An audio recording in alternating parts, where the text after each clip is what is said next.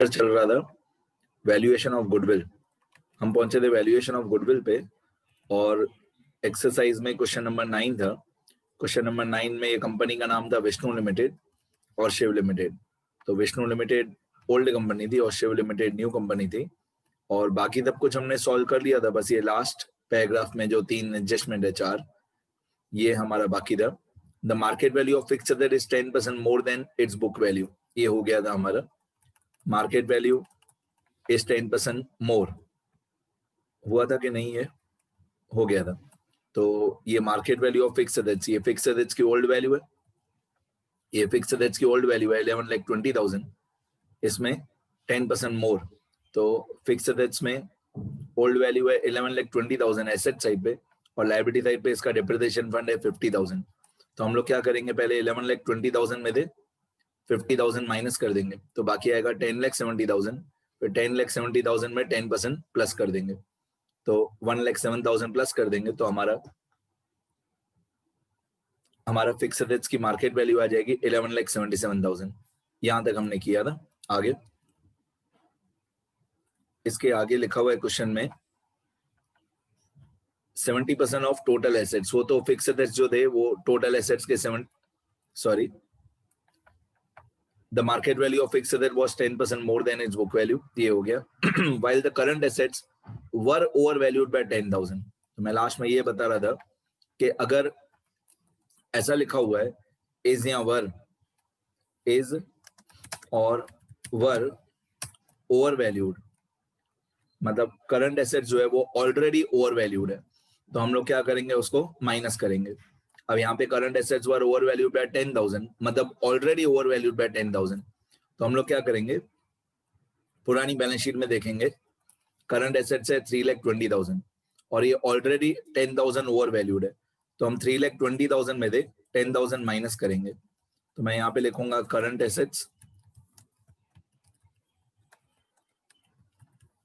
Assets old value 3,20,000 और were over valued bye 10,000, तो मैं 10,000 माइनस कर दूंगा तो मार्केट वैल्यू आएगी 3,10,000, मार्केट वैल्यू 3,10,000। आगे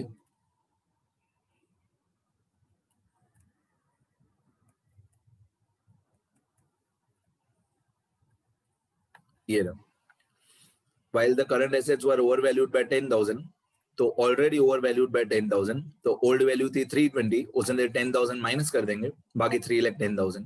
फिर यहाँ पे लिखा है फिक्टिशियस एसेट्स वर ओवरवैल्यूड बाय 5,000। अब ये लाइन हमारे काम की नहीं है। क्यों काम की नहीं है ये वाली पॉइंट, क्योंकि हम लोग फिक्टिशियस एसेट्स जो है वो हम लोग नेट एसेट्स में कैपिटल एम्प्लॉयड में नहीं लेते हैं। तो यहाँ पे लिखा हुआ है फिक्टिशियस एसेट्स वर ओवरवैल्यूड बाय 5,000, लेकिन फिक्टिशियस एसेट्स जो है वो हम लोग न्यू कैपिटल एम्प्लॉयड में नहीं लिखते हैं। देखो फिक्टिशियस एसेट्स की ओल्ड वैल्यू है 80,000, ये हम लोग यहाँ पे कैपिटल एम्प्लॉयड में नहीं लिखते हैं। तो मैं यहाँ पे एक नोट करके लिख देता हूँ साइड में, ओल्ड वैल्यू 80,000 है तो मार्केट वैल्यू होगी 75,000, तो fictitious assets equal to 80,000 minus 5,000, तो इसकी मार्केट वैल्यू आएगी 75,000, market value 75,000, but these are not taken in capital employed, मतलब फिक्टिशियस एसेट्स को हम लोग कैपिटल एम्प्लॉयड में नहीं लेते हैं। मार्केट वैल्यू है 75,000 बट इसको हम लोग कैपिटल एम्प्लॉयड के अंदर नहीं लेते हैं, इसलिए मैंने नोट में लिख दिया। आगे उसके बाद क्वेश्चन में क्या लिखा हुआ है, क्वेश्चन में लिखा हुआ है the rate of interest on investment is 10% and this interest is taxable. ये 10% जो rate of interest on investment दिया हुआ है वो नॉन ट्रेडिंग इन्वेस्टमेंट्स का इंटरेस्ट निकालने के लिए दिया हुआ है। ये 10% जो दिया हुआ है ये इंटरेस्ट होगा ऑन नॉन ट्रेडिंग इन्वेस्टमेंट्स।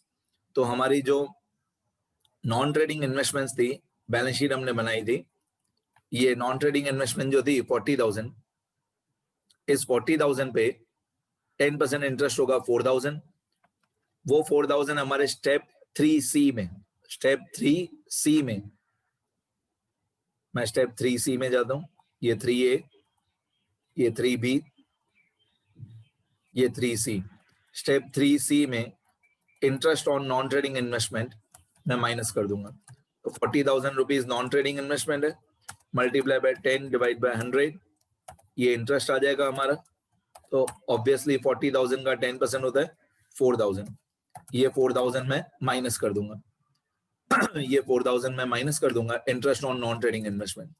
वो 10% नॉन ट्रेडिंग इन्वेस्टमेंट्स के लिए दिया हुआ है। आगे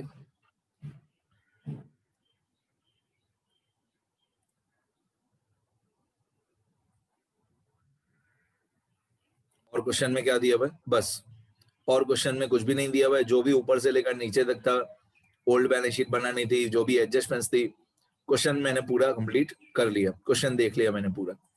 अभी हम लोग करेंगे बैलेंसिंग हर एक स्टेप की। अब हम ये देखेंगे कि ओल्ड बैलेंस शीट में से क्या क्या रह गया। फिक्स एसेट्स कैपिटल एम्प्लॉयड में हो गया, करंट एसेट्स हो गया, नॉन ट्रेडिंग इन्वेस्टमेंट्स जो है वो कैपिटल एम्प्लॉयड में हम नहीं लेते हैं। ट्रेडिंग इन्वेस्टमेंट्स जो है 40,000, ये ट्रेडिंग इन्वेस्टमेंट जो है 40,000, ये कैपिटल एम्प्लॉयड में लेते हैं हम लोग। ट्रेडिंग इन्वेस्टमेंट 40,000, तो मैं यहाँ पे ट्रेडिंग इन्वेस्टमेंट लिखूंगा 40,000। ट्रेडिंग इन्वेस्टमेंट्स ये कैपिटल एम्प्लॉयड में लेते हैं। अब एक्चुअली क्या, ट्रेडिंग इन्वेस्टमेंट की मार्केट वैल्यू नहीं दी हुई है, तो अगर मार्केट वैल्यू नहीं दी हुई है तो हम ऐसा अज्यूम करेंगे कि जो बुक वैल्यू है वही मार्केट वैल्यू है। ट्रेडिंग इन्वेस्टमेंट की बुक वैल्यू 40,000 है, तो हम ऐसा अज्यूम करेंगे कि मार्केट वैल्यू भी 40,000 है। ठीक है, ट्रेडिंग इन्वेस्टमेंट लेते हैं यहाँ पे स्टेप 1 में, नॉन ट्रेडिंग इन्वेस्टमेंट नहीं लेते हैं। ओके, ओल्ड बैलेंस शीट में जाते हैं। तो सबसे पहले था फिक्स एसेट्स, वो हो गया, हमने ले लिया है। करंट एसेट ले लिया है, नॉन ट्रेडिंग इन्वेस्टमेंट नहीं लेते हैं, ट्रेडिंग इन्वेस्टमेंट लेते हैं, ये मैंने लिख दिया। फिक्टिशियस एसेट्स नहीं लेते हैं, फिक्टिशियस एसेट्स में कैपिटल एम्प्लॉयड में नहीं लेते हैं। 10% प्रेफरेंशियल कैपिटल 3 लाख, ये लायबिलिटीज में माइनस भी होगा, और इसका ये जो 10% है वो स्टेप 3C में माइनस भी होगा। तो 3 लाख 10% प्रेफरेंशियल कैपिटल, ये लेस लायबिलिटीज में आएगा, इसको माइनस करेंगे लेकिन अलग से इज्जत देके, less 10% preferential capital, 10% preference share capital 3 lakh rupees, ये माइनस करेंगे लायबिलिटीज में, लेकिन अलग से माइनस करेंगे 3 लाख। और इसका जो 10% डिविडेंड होगा, वो 10% डिविडेंड भी हम लोग माइनस करते हैं स्टेप 3C में। तो 3 लाख का 10% 30,000 होता है। मैं स्टेप 3C में जाऊंगा, ये स्टेप 3C, इसमें 3 लाख का 10%, तो यहाँ पे मैं लिख दूंगा 3 लाख रुपीस का मल्टीप्लाई बाय 10 डिवाइड बाय 100, तो ये आएगा 30,000। ये 30,000 मैं यहाँ पे ITD फॉर्मेट में माइनस कर दूंगा। 3 लाख का 10% 30,000, ठीक है। तो प्रेफरेंशियल कैपिटल भी काम का है और उसका डिविडेंड भी काम का है। अब क्वेश्चन में जाएंगे, ओल्ड बैलेंस शीट में जाएंगे। ये इक्विटी शेयर कैपिटल दिया हुआ है 10 लाख, ये कहीं पे भी नहीं आएगा। ये रिजर्व्स एंड सरप्लस है 1 लाख, रिजर्व्स एंड सरप्लस भी कहीं पे भी नहीं आएगा। करंट लायबिलिटीज है 1 लाख, ये लायबिलिटीज में आएगा। प्रोविजन फॉर टैक्सेशन है 50,000, ये भी लायबिलिटीज में आएगा। करंट लायबिलिटीज और प्रोविजन फॉर टैक्सेशन,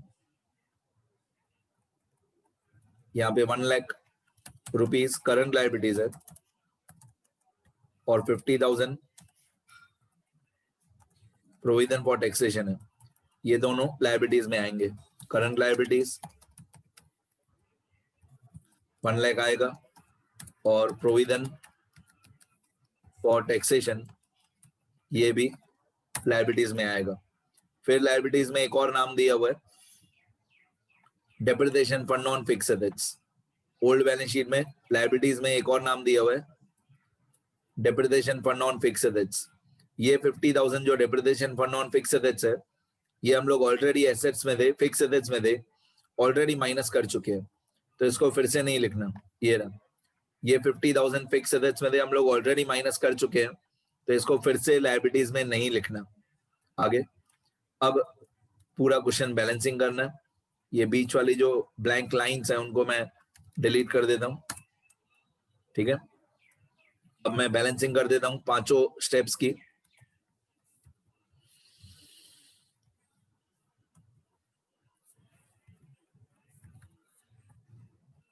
अब एसेट्स का टोटल कर लेते हैं पहले।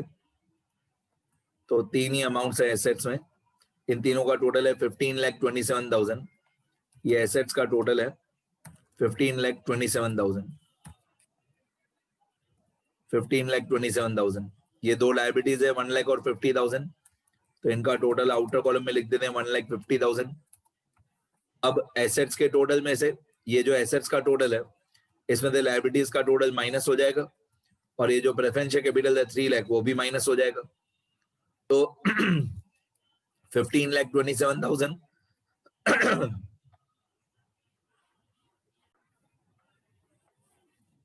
तो जो एसेट्स का टोटल है 15,27,000, उसमें से 1,50,000 और 3 लाख दोनों माइनस कर देंगे, तो रिमेनिंग अमाउंट आएगी 10,77,000। या रिमेनिंग अमाउंट आएगी 10,77,000।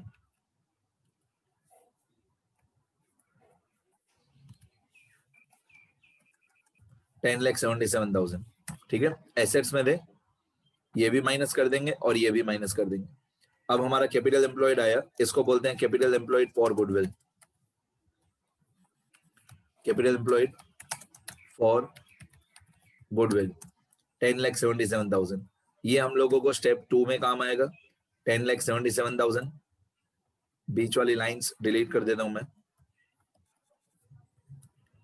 अब ये जो 10,77,000 आया कैपिटल एम्प्लॉयड फॉर गुडविल, इस पे 10% एक्सपेक्टेड रेट ऑफ रिटर्न है। तो 10,77,000 मल्टीप्लाई बाय 10/100, मल्टीप्लाई बाय 10/100, तो ऑब्वियसली ये होगा 107,700, मतलब 1,07,700। एक जीरो कम हो जाएगा, 1,07,700। ये हमारा एक्सपेक्टेड प्रॉफिट आया। इस एक्सपेक्टेड प्रॉफिट को हम लोग लेके जाएंगे सीधा स्टेप 4 में, 107,700। इसको स्टेप 4 में लेके जाएंगे। स्टेप 4 में एक्सपेक्टेड प्रॉफिट माइनस होता है, यहाँ पे आएगा -107,700। ये एक्सपेक्टेड प्रॉफिट माइनस हो जाएगा। स्टेप 2 का जो आंसर है वो स्टेप 4 में काम आएगा। अब स्टेप 3 में जाते हैं। सबसे पहले स्टेप 3A। स्टेप 3A होता है एडजस्टमेंट्स।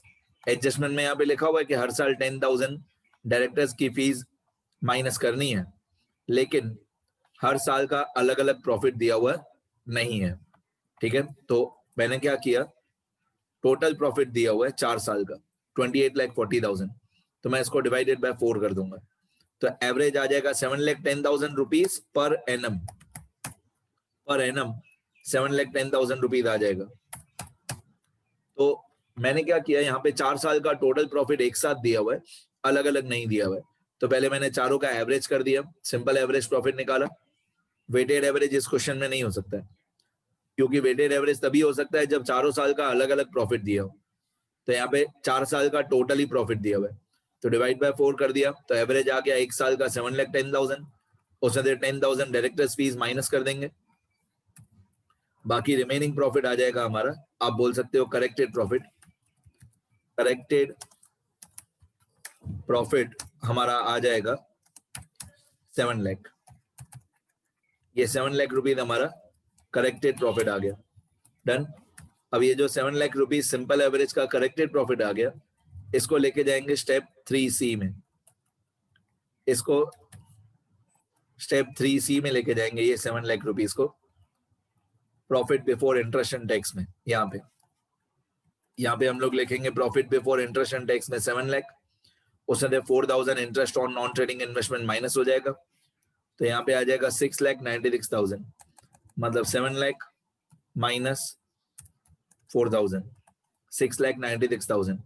अब इस 6,96,000 पे 50% टैक्स निकालेंगे, तो यहाँ पे आएगा 6,96,000 मल्टीप्लाई 50 डिवाइड बाय 100, तो ये आएगा 3,48,000।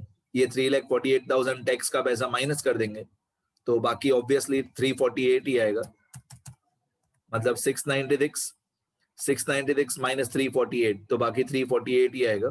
फिर भी अच्छी तरह से कैलसी पे चेक कर लेना, आएगा 50% है बेटा, तो इजी होता है। 50 के अलावा कोई और परसेंटेज होता है तो थोड़ा टिपिकल हो जाता है। अब ये जो profit after interest before tax आया 348, उसमें से 30,000 माइनस कर देंगे तो रिमेनिंग अमाउंट 348,000 माइनस 30,000, तो रिमेनिंग अमाउंट आएगी 3,18,000। 3,18,000 ये हमारा एवरेज प्रॉफिट फॉर गुडविल आया। ये हम लोगों को स्टेप 4 में काम आएगा 3,18,000, तो 3,18,000 माइनस 107,700, तो 3,18,000 हमारा एवरेज प्रॉफिट आया और हमारा एक्सपेक्टेड प्रॉफिट पहले ही सॉल्व हो गया था 107,700, तो यहाँ पे मैं लिखूंगा इक्वल टू 318,000 माइनस 107,700, तो ये हमारा सुपर प्रॉफिट आ गया 210,300। अब ये जो सुपर प्रॉफिट आ गया 210,300, इसको मल्टीप्लाई बाय 2 years परचेस, तो गुडविल आ जाएगा equal to 210,300 multiply by 2 years purchase, तो गुडविल आ जाएगा 420,600। अब ऊपर हमारा आंसर था, उसको मैं चेक कर लेता हूँ। टेक्स्ट बुक का आंसर 420,600 होना चाहिए, ये रहा ये आंसर 420,600, और ये सारी कैलकुलेशन दी हुई है। हर एक कैलकुलेशन, हर एक स्टेप हमारा सही होगा, इसलिए तो आंसर सही आ रहा है। ठीक है बेटा, अब मैं एक बार आपको स्क्रॉल करके दिखा देता हूं यदि आप लिख सको।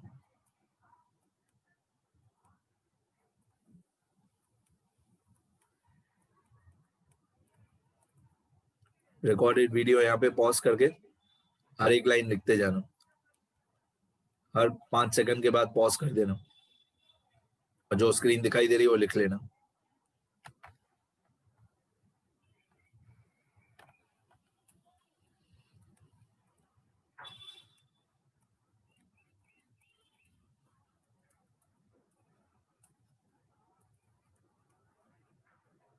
साइड में जो लिखा हुआ है ये भी लिख लेना।